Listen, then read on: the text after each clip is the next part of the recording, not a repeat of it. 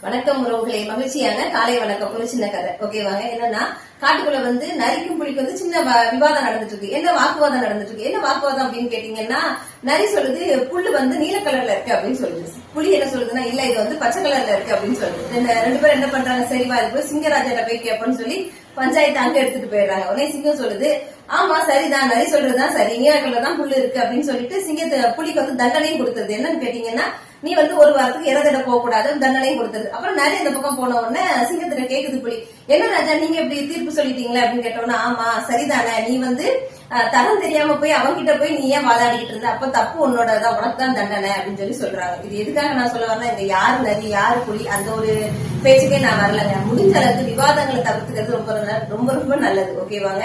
என்னன்னு கேட்டீங்கன்னா, சில பேர் புரிதல் இருக்கவங்கிட்ட நம்ம விவாதம் பண்ண வேண்டிய அவசியமே இல்லை. புரிதல் இல்லைன்னா அந்த இடத்துல நம்ம போய் புரிய வைக்க வேண்டிய அவசியமும் கிடையாது. ஓகேவாங்க. இது நமக்கு நல்லது.